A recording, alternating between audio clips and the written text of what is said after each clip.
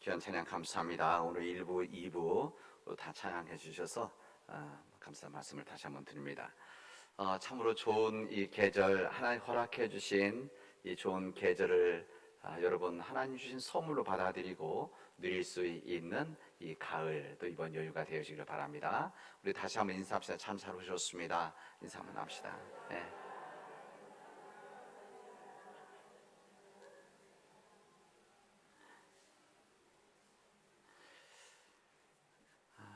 여러분, 우리가 살아가는 이 세상에는 참으로 오묘한 일들이 참 많이 있습니다. 오늘 욥기서의 첫 구절에 있는 말씀하니까 하나님의 오묘한 일을 보아라 했는데, 세상에는 참으로 오묘한 일들로 가득 차 있다. 이 오묘한 일들, 신비한 일들로 가득 찬 이 세상이 하나님의 세상이라는 것을 우리에게 알려주십니다. 여러분, 19세기 말 우리나라에 복음이 처음 전해졌을 때 대부분의 선교사님들은 미국과 캐나다에서 왔었습니다.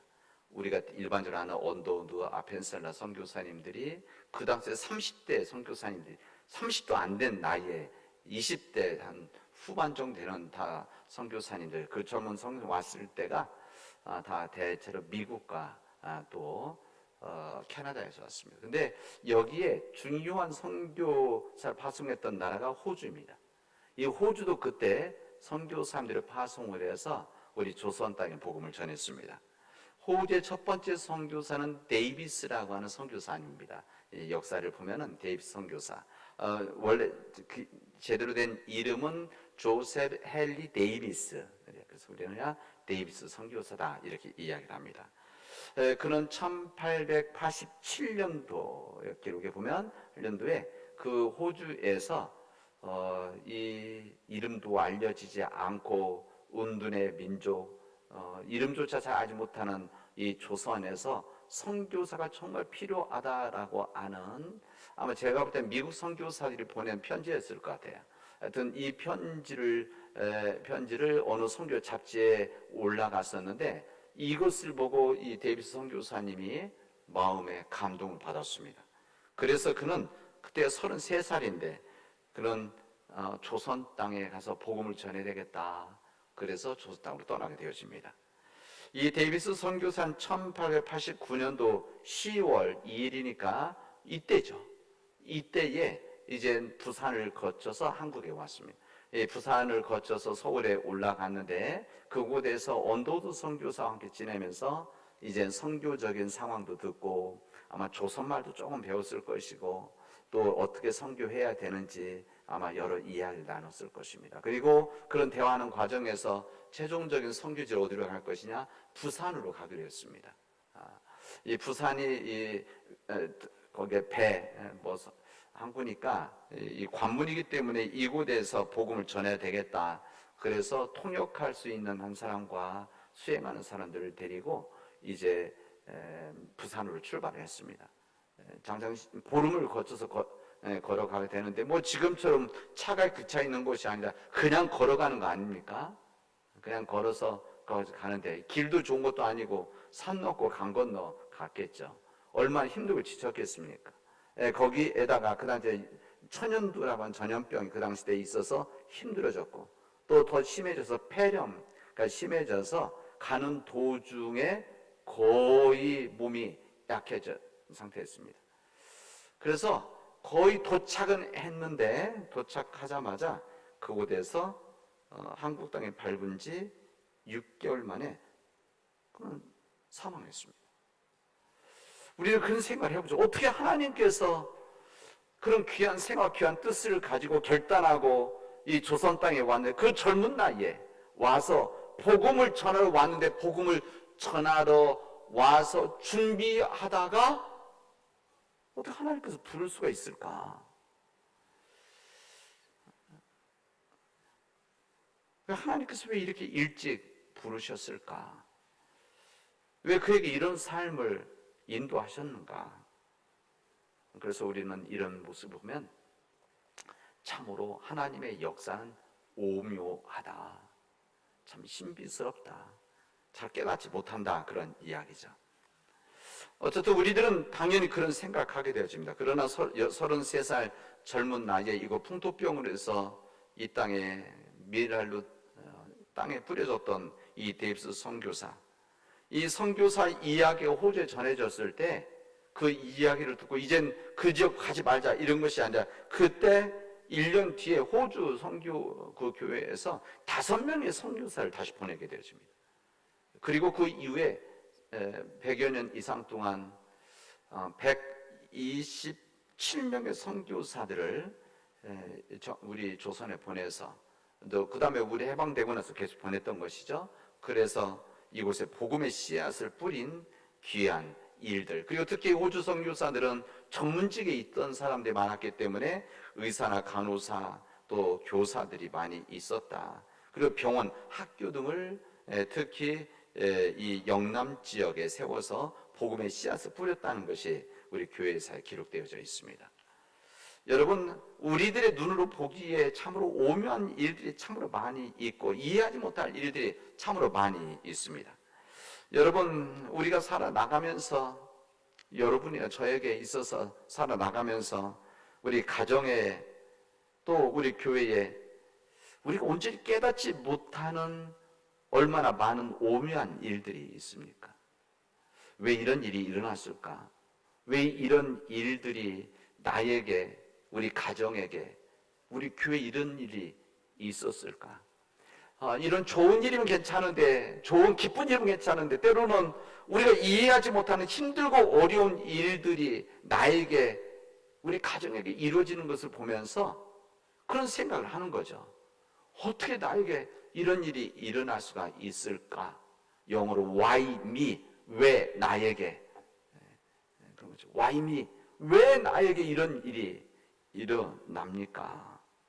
그리고 이유를 깨닫지 못하는, 그래서 한참 많은 시간이 지난 후에 깨닫는 일들이 있고, 또 어떤 일들은 우리 일평생 살고 깨닫지 못하고 떠나는 일들이 많이 있었으리라 생각이 되어집니다.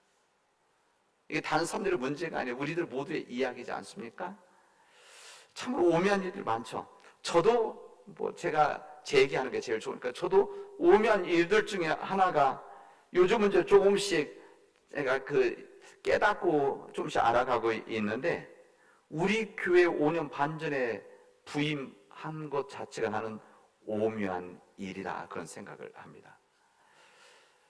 제가 남원 지역에 이렇게 오고, 이 지역에 제가 우리 지역에 아는 목회자도 아무도 없었고, 심지어 우리 노회에도 그때 올 때 제가 찾아보니까 저를 누군가를 이 교회에다가 소개를 해주고 안내를 해줘야 되는데, 누가 저를 추천도 해줘야 되는데, 이 사람이 좋은 사람이 나쁜 사람이다 예를 들면 이런 이야기를 해줄 사람이 아무도 없었습니다, 개인적으로.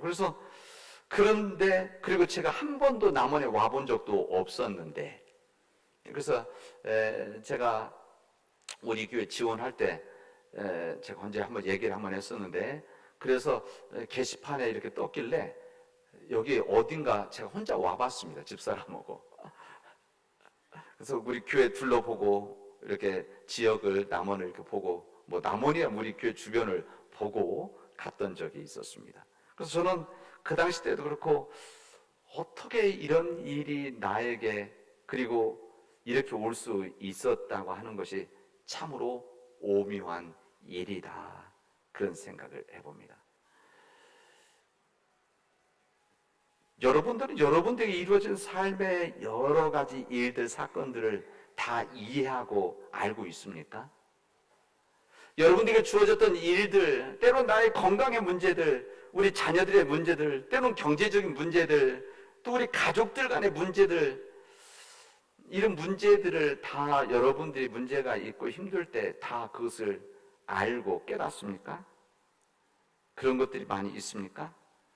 저는 오늘 그 질문을 여러분들에게 드리고, 오늘 그 질문이 오늘 욥기에 있는 이 말씀이기 때문에 함께 나누려고 합니다.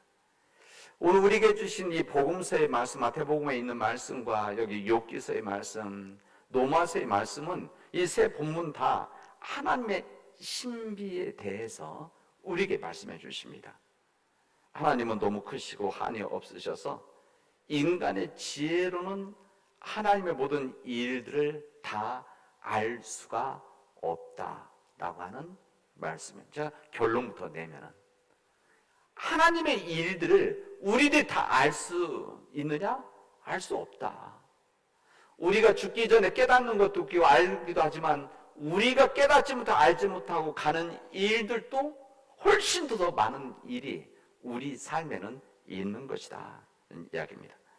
오늘 구약의 말씀 욥기서 37장에 있는 말씀은 욥의 친구 이 엘리후 그 30장 그 앞에서부터 계속 이어진 내용이기 때문에 이 엘리후가 욥에게 한 이야기입니다. 하나님께서 행하신 오묘하신 일들을 우리 인간은 잘 알 수 없는 것이다. 이런 이야기를 하게 되어집니다. 욥기서지만 욥기의 친구 한 이야기지만 인간이 가지고 있는 근본적인 질문이라고 할 수도 있습니다. 여기 그래서 구체적으로 이런 이야기하죠. 번개가 먹구름 속에서 언제 어느 쪽으로 번쩍 이는지 우리 인간이 알 수가 없습니다. 구름이 어떻게 하늘에 매달려 있는지 그때는 뭐 과학 배우는 것이 아니기 때문에 그 당시 때 하늘에 구름이 있는 것 자체, 그 떠 있는 것 자체, 이동하는 것 자체가 모르는 것이죠. 지금 과학자들이 이런 부분들을 이제 설명도 해주고 또 이런 부분들에 대해서 이해를 주지만 그 당시 때 3000년 전에는 어떻게 알았겠습니까? 이런 것들이 신비로웠던 것이죠. 그리고 왜 남풍이 불면 왜 옷을 따뜻하게 덮어진다는 말이 아닙니까? 이런 일들이 일어나는데 이것을 우리가 알 수 있느냐? 알 수 없다. 이런 이야기입니다. 그래서 여기 21절에 보면 욥기 21절에 보면 이렇게 이야기합니다. 이 번역을 좀 쉽게 하면 하늘이 맑아졌을 때 우리가 태양을 바라보면 태양을 볼 수 없지 않느냐. 마찬가지로 우리가 세상에 어떤 것보다 더 영광스러우신 하나님을 우리가 볼 수 없듯이 하나님의 놀라운 모든 일들을 인간이 깨달을 수가 없는 것이다. 태양을 있지만 태양이 있는 것을 우리 눈으로 너무 밝아서 볼 수 없듯이 하나님의 영광스러운 일들을 우리 인간이 다 깨닫고 살아갈 수 있는 것은 아니다. 그런 이야기입니다. 여러분, 그래서 우리 인생은 신비스럽습니다. 신비라고 하는 것은 우리 인간들이 합리적으로 다 알 수 없다는 그런 얘기 아닙니까? 합리적으로 알 수 없고 깨달을 수 없다는 것이죠. 그래서 인생 신비하기 때문에 때로는 우리가 넘어져서 끝난 것 같은데 다시 일어나고 다시 무너졌다가도 다시 세우기도 하고 망했다가 다시 일어나는 일들이 우리 인간 삶에는 끊임없이 있다는 겁니다. 아마 우리들 삶 가운데서도 이 건강의 문제로 그때 건강의 문제로 내가 힘들고 어려웠을 때 내가 다시 일어나서 다시 내 삶을 길을 걸어갈 수 있을 것인가? 이렇게 생각했지만 시간 지나서 보면 지금 이렇게 건강한 모습으로 건강한 삶으로 불편하지만 이렇게 예배드릴 수 있는 것 이거 하나님의 신비 아닙니까? 오묘한 일들인 것이죠. 이런 가운데 우리가 확실히 아는 것 하나가 뭔가 하면 우리 하나님은 이런 모든 삶 가운데 정말 존귀하신 분이고 위대하신 분이시다. 그리고 하나님은 선하신 분이시고 우리를 사랑하시는 분이시다. 우리의 사랑을 절대 끊어내지 못하시는 우리 하나님이시라는 것을 우리는 이 신비하고 오묘한 일들 우리 삶을 통해서 깨닫게 되어집니다. 이것을 오늘 욥기를 통해서 우리에게 말씀해 주시고 있습니다. 그래서 우리가 아무리 힘들고 어렵고 고통스러운 길을 걸어간다고 할지라도 그런 가운데서 우리 삶에 이 불확실한 삶 상황이 있다고 할지라도 하나님의 길을 걸어가는 사람들은 하나님의 말씀에 의지하고 살아가는 사람들은 어떤 상황 형편에서도 다시 살고 일어나고 우리가 존귀한 삶으로 하나님 앞에 서게 되어진다는 것을 우리에게 말씀해 주십니다. 여러분, 우리 세상은 참으로 불확실한 것들이 너무나 많이 있습니다. 어떻게 보면 불확실성 속에서 책 제목이기도 하지만 이 불확실성 시대, 이 시대 속에서 우리는 하루하루 살아간다고 해도 과언이 아닙니다. 우리가 예측하고 우리가 배운 것 그대로 되어집니까? 법이 있지만 법대로 사람들이 살아가게 되어집니까? 이 과학기술이 있다고 하지만 우리 이런 단적으로 이 이 관측소에서 예측을 하지만 날씨를 만드는 것은 아닌 것이죠. 서핑 타는 사람들이 서핑 타고 기다리는 것이 파도를 만들지 못하는 것처럼 그런 거 아니겠습니까? 여러분, 그렇게 우리에게는 우리가 할 수 없는 오묘 신비한 일들이 우리를 둘러싸고 있고 그 안에서 하나님의 백성으로 살아가고 있는 것이다. 이런 이야기입니다. 여러분, 하나님께서 이 세상을 사랑하셔서 한 독생자 예수 그리스도를 이 땅에 보내셨는데, 이 땅에 보내주셨을 때 예루살렘 왕궁에서 태어나셨으면 더욱더 강력한 힘을 가지고 복음을 전하지 않으셨겠습니까? 아니, 예루살렘이 아니라 그 당시에 가장 힘을 가지고 있던 로마 제국의 왕궁에서 태어났다고 한다면, 태어났다고 한다면 더욱 능력의 힘을 갖고 하나님의 일을 할 수 있지 않았을까 생각돼요. 이게 바로 인간의 생각들이죠.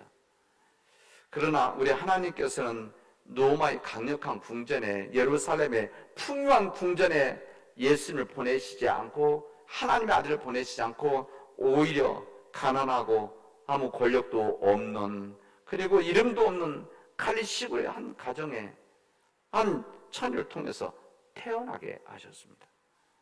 깨끗하고 화려한 따뜻한 이불에서 태어난 게 아니라 호적하고 베들레헴에 갔다가 출산해서 말들의 밥통, 말 구유에 뉘어져 있지 않습니까? 이것이 하나님의 오묘한 또 하나의 일들이라는 겁니다. 인간의 생각과 합리적인 생각으로 할 수 없는 일들이 하나님은 하나님 은혜 안에서 우리 그렇게 허락해 주신다는 겁니다. 사도 바울은 서신 오늘 로마서를 통해서 하나님께서는 이 능력이 없고 죄 있는 약한 사람들 통해서 하나님 놀라운 뜻을 이루어 가신다, 이렇게 말씀하십니다. 강한 자를 부끄럽게 하고 가진 자들을 부끄럽게 해서 그런 사람들, 약하고 부족한 사람들 통해서 하나님의 일을 만드신다. 그래서 예수님의 제자들 가운데 예루살렘 출신들이 없습니다. 어떻게 보면 이 세상의 일들이라고 하는 것은 사람이 일을 하는 거기 때문에 이 주님의 제자들을 뽑을 때 예루살렘의 똑똑한 사람들, 능력 있는 사람들, 이런 사람들 뽑으실 것 같으신데 우리 주님께서는 그런 역사를 만들지 않으시고 갈릴리 땅에 있는 더불어 살아나가는 힘들고 어려운, 그리고 성격도 그렇게 좋지 못한 이런 사람들을 통해서, 의지도 약한 그런 사람 통해서 주님의 제자로 선택하시고 그들을 통해서 하나님의 역사를 만들어 가셨다는 것을 우리에게 알려주십니다. 우리 성경의 역사를 보면 이렇게 지금은 우리가 다 알고 있기 때문에 자연스럽게 받아들이지만 세상 사람들을 보면은 참으로 이상한 방식의 일들을 하나님이 하시고, 그리고 이상한 일들을 통해서 하나님 역사를 만드시고, 또 상식적이지 않은 역사들을 가지고 하나님 역사를 이어오신 그런 일들을 그들은 보게 되어집니다. 그래서 세상 사람 이 모든 일들이 참으로 오묘하다, 이렇게 이야기하게 됩니다. 그러나 우리들은 그 오묘함이 그냥 오묘함이 아니라 거룩한 오묘함인 것이죠. 어떤 사람 착한 것 같은데 하나님의 사랑을 받지 못하는 자들이 있고, 어떤 사람은 참 무능해도 하나님의 은혜로 존귀한 자가 되게 하는 이런 일들이 우리 주변에, 우리 삶 가운데 있는 거 아니겠습니까? 그래서 성경은 우리에게 하나님은 하고자 하시는 자를 긍휼히 여기시기도 하시고 그런 자를 완약하게 하시게 하신다. 그러니까 인간의 의지로 될 수 있는 것이 아니다.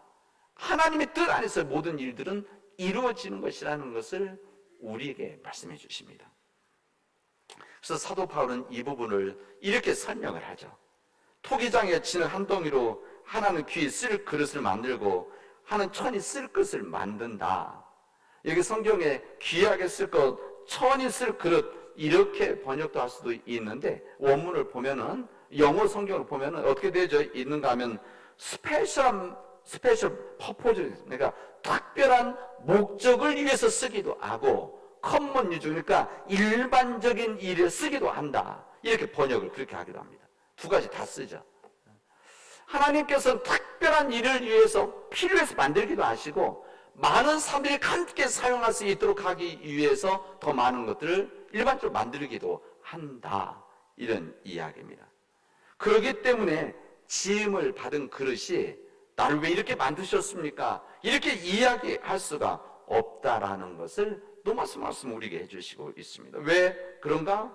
토기장에 만들 때는 다 목적이 있어서 다 그렇게 만든다는 겁니다. 특별한 용도의 그릇이나 일반적인 목적의 그릇 모두 다 이 토기장이가 만든 작품인 것이죠. 자기 작품이기 때문에 하찮은 것이 없다, 그런 이야기입니다. 뭐 특별한 그릇을 만드는 이 흙이 특별해서 이게 쓰임 받는 것이 아니라 하나님께서 그렇게 빚으신 그릇이고 또 그렇게 쓰임 받는 일이라는 겁니다. 그렇기 때문에 불평할 수 없는 것이다, 이렇게 이야기하는 것이죠. 왜?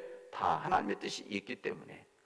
에베소서 2장 10절에 보면 이렇게 말씀하십니다. 우리는 하나님이 만드신 바라, 예수 그리스도 안에서 하나님 선한 목적을 위해서 지으심을 받았다. 우리가 그렇다는 겁니다. 이 부분을 요즘 새 번역에 보면 어떻게 번역되어져 있는가 하면 우리는 하나님의 작품입니다. 예수 그리스도 안에서 선한 일, 이게 선한 목적이죠. 목적. 그리고 이것은 요즘 비전, 사명, 이런 일들을 위해서 예수 그리스도 안에서 만들어진 우리는 하나님의 위대한 작품입니다. 이렇게 이야기합니다. 그렇기 때문에 이 각자 위대한 작품인데 어떻게 우리를 만드시는 하나님께, 우리의 삶 인도하시는 하나님께 저항하고 불평할 수가 있겠습니까? 그렇기 때문에 우리 서로 이 정말 귀한 작품들인데 다른 색깔을 가지고 있다고 할지라도, 다른 모양을 가지고 있다고 할지라도, 다른 역할이 있다고 할지라도 이 모든 것은 하나님의 뜻이 있으셔서 창조하셨고 또 역사하고 계시기 때문에 우리가 불평하고 또 이것 때문에 자기 자신에 대해서 우월함을 느끼다 하는지 아니면 다른 사람 열등하게 만드는 일들에 해서는 안 된다는 것이 바로 주님의 뜻입니다. 그리고 다른 사람 생각, 나와 다르다고 하더라도 다른 사람의 생각을 존중해주고 또 다른 사람의 생각들을 존중해주는 것을 통해서 함께 더불어 살아나가는 일들이 바로 하나님의 창조의 질서라는 것을 우리에게 말씀해 주십니다. 그런 삶이기 때문에 모든 것이 하나님 손에 달려있기 때문에 우리들이 해야 될 일은 뭐냐? 오직 하나님 앞에 감사하고 하나님 앞에 우리가 순종하는 일이라는 것을 우리에게 말씀해 주십니다. 여러분, 우리가 살아가는 삶은 우리가 유능해서 살아가는 것이 아니라, 우리가 똑똑해서 살아가는 것이 아니라 하나님의 인도함 가운데 하나님의 뜻을 위해서 쓰임받고 있는 우리를 통해서 역사하시는 그 길을 우리는 믿고 순종하며 따라가는 겁니다. 여러분, 우리가 만들어가는 인생이 아니라는 것이죠. 그래서 우리에게 주어지는 삶이라는 것은 참으로 오묘한 일이고 신비스러운 일이다.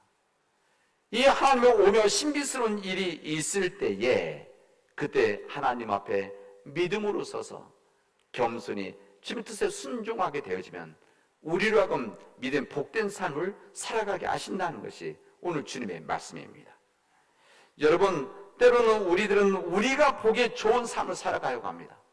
또 사람들이 보기에 좋은, 다른 사람들이 보기에 좋은 삶을 살아가려고 하는데 우리에게 주님께서 우리에게 말씀하시는 것은 우리가 보기에 좋은 삶, 사람들이 보기에 좋은 삶이 아니라 하나님 보시기에 좋은 삶을 살아야 된다, 이런 말씀입니다.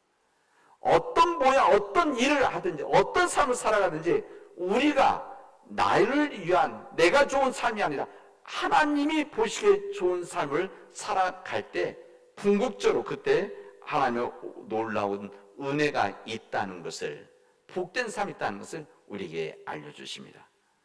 이 세상에 무엇보다도 가장 오묘한 일은 우리의 생명을 위해서, 우리 죄를 위해서 십자가에서 죽으신 예수 그리스도의 역사입니다. 우리 주님께서는 우리 인간의 죄를 용서해 주시고 우리를 구원해 주시기 위해서 십자가의 고통을 당하시고 십자가에서 죽으신 자신의 몸을 하나님께 드린 겁니다. 이것보다 더 큰 오묘함이 어디 있겠습니까? 이 오묘한 사랑을 받은, 구원의 은혜를 받은 우리들, 하나님 신비한 역사 가운데 살아간 우리들, 하나님 뜻 앞에서 주님의 백성답게 우리가 성령의 인도하심을 살아가게 되어지면 하나님께서는 그 신비스러운 하나님의 일들, 하나님의 오묘스러운 일들을 통해서 우리로 하여금 복된 길, 그리고 우리 가정이 복된 가정, 우리 교회가 복된 교회로 인도해 주신다는 것을 오늘 우리에게 알려주시고 그 삶을 결단할 것을 촉구하고 계십니다. 이 믿음의 길을 걸어가는 우리 사랑하는 믿음의 교우들이 되어지를 주님의 이름으로 축원하겠습니다. 기도합시다. 하나님, 우리 삶 자체가 신비인데, 우리 삶 자체가 오묘함인데, 이 하나님의 오묘함과 신비스러운 하나님의 역사를 믿음으로 받아들이고 믿음으로 순종하고 주님 보시기에 좋은 삶을 살아갈 수 있도록 인도하여 주시옵소서. 때는 이 세상 속에서 때는 힘들기도 어려울 때도 있고 고통스러울 때도 있지만 하나님, 우리를 인도하시는 하나님의 그 오묘한 역사 앞에 묵묵히 잠잠히 하나님의 인도하심을 바라보며 순종하는 믿음의 삶을 살아갈 수 있도록 인도하여 주시옵소서. 예수님의 이름으로 기도합니다. 아멘.